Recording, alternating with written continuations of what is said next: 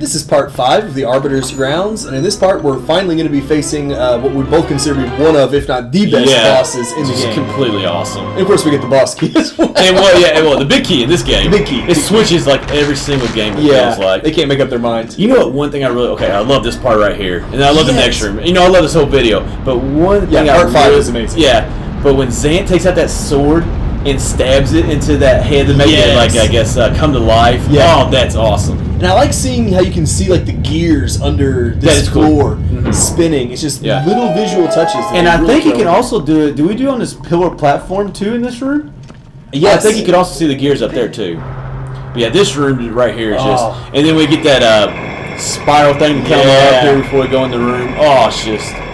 It's a great little lead up. You know, let's stop, let's rewind, and let's go back and let's do this all over again. I mean, we talk about like lead ups to boss rooms really add to it. This is one of the best. Yes. I thought lead ups to a boss. This when you go up this last spiral here in a moment. You know what's really been like, not weird, but like that spinner has added a lot of verticality to this dungeon. Like the first couple parts were just they were pretty flat. I mean, you might have like 1 or 2 stories. But then we got the spinner. It's completely changed this dungeon around. It really has, and to the extreme here. When we raise this last staircase up, it's going to be amazing. This is just a cool room. I don't know how you missed this jump, to be honest with you. I mean, I feel like I hit the ledge. Yeah, I thought you had it, but go ahead and speed up a little bit for y'all. We're doing you all a favor. It took a while to get back up. Well, I guess not that long, but yeah, still, it's kind of annoying. Yeah, but I was shocked. I really was shocked you missed it in this tiny jump right here. Like, I mean, you barely make it that time, too, so I guess it's just a hard jump. I think you just really have to hit that point there, because it kind of comes a little closer. We don't see the gears, though. Oh, we don't. You're right. I thought we did. It might just be that one room. Oh, I think sitting in the sky. Sitting in the sky, you gotta use the spinner, and you can see the gears on that dungeon. Yeah. Sorry, I always got sitting in the sky in my mind. Of course. You just gotta remember, for a while, you have to keep hitting B on that. If you stop, the spiral will go back down. Oh, really? I didn't know that. But unless you wait, until it gets all the way to the top. Now, the first time you were playing through this dungeon, did you think the final boss was some kind of snake? Because that's what I was thinking. Because you had this spiral thing right here. You had that statue, which I didn't notice this time. Plus, because you maybe use a spinner to like ride up its body. Exactly. Which actually we do. Well, it's not in this video. But we do that after we go outside when we spin up that thing after we go to that cutscene. Isn't that like a snake-looking thing? Kind of. I thought it was. I mean, I think that would be. I mean, this boss is pretty awesome. But you're right. You do think, hey, what am I getting here? That's a really good thought though. Like, what if the final boss was a snake? That you had the ridges on his body where you could use a spinner to get up, and then you somehow got his head. Oh, that would be great. Oh man, I mean, Star-Lord, we're sorry, but this could have been better. This could have been better, apparently. Star-Lord here is an amazing boss. We need to develop the next Zelda game because we got the best boss fight ever. We've got ideas. Yes, when you've played through all of them. Yes, and talked about as many of them as we have. Oh, exactly. The dungeons would be straight line.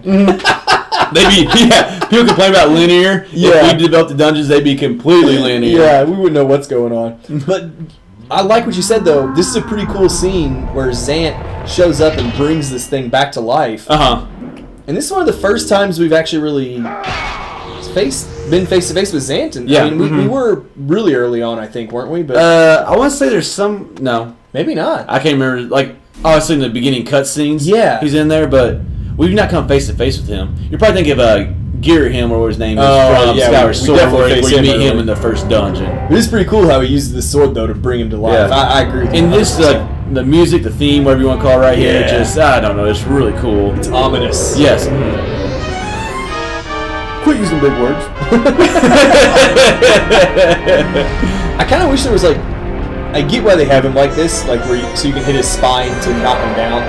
But I kind of wish there was, a lower half to him, stomping after you. Kind of Koloktos, when you find him in that first part, where he's kind of stuck in the ground, and you're like, he eventually gets out, which this one does too, but you're like, if you had all that underneath of you, why wouldn't you use it to your advantage? Yeah, maybe this poor guy doesn't. We don't know. And I actually played this boss fight because I love it. And I learned one thing when me and Red are playing: never come in cold to a boss fight. Because well, first of all, I didn't know how to use the spinner, but when you played through this whole dungeon and then I took over, it was the worst idea we've ever had. Even for an amazing boss fight, it's not necessarily what I consider a difficult.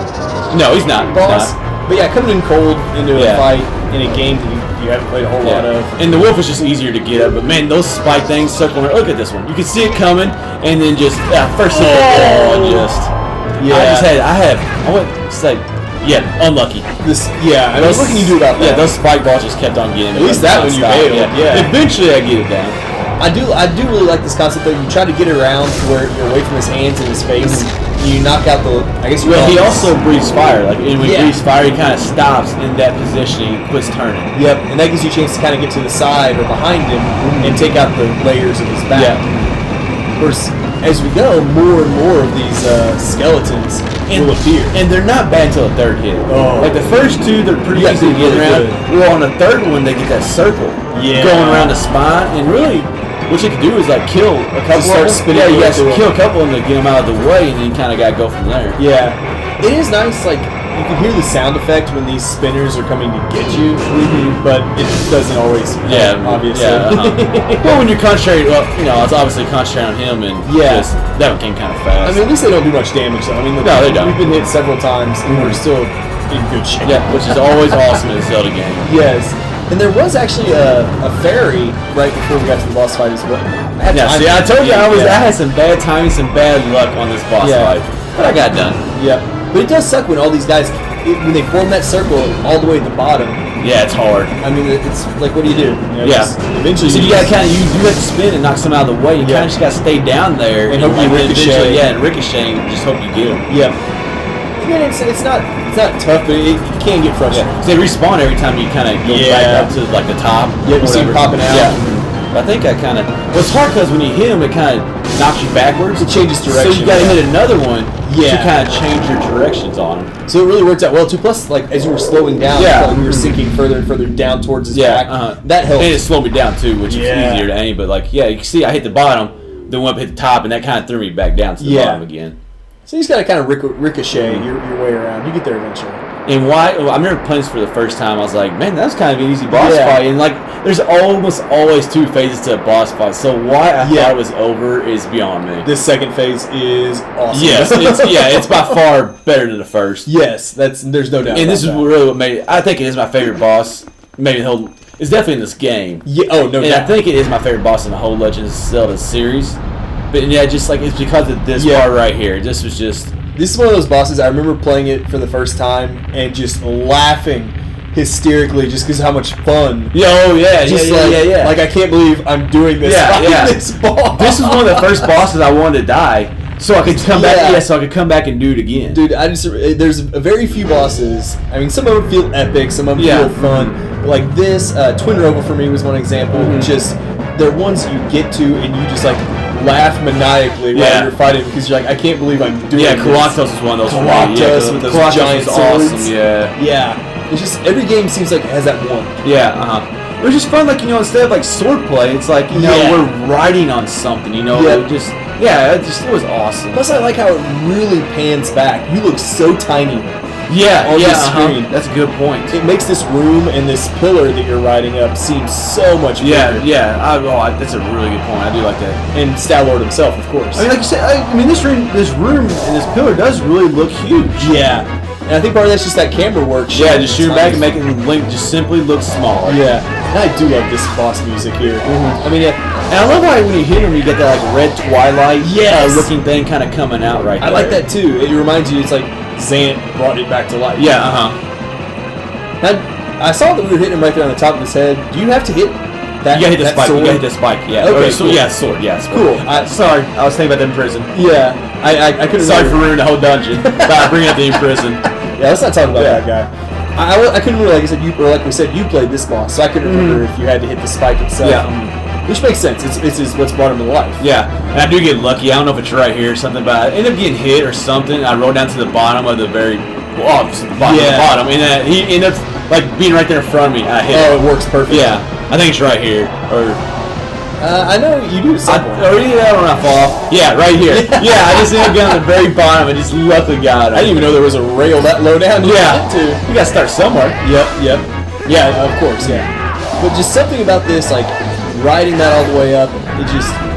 I don't know. It was just so much fun. And sometimes you could get very high on there. Yeah, when you jump to the side, obviously you can see like the sides are just level. Yeah. But like the pillar, obviously, you're going up. Yeah, it's like so when you jump over to the side and the back, you usually went down to a lower platform. Yeah. So, I mean, you can really stay down there a long time and not get too hot. As long as the yeah, don't.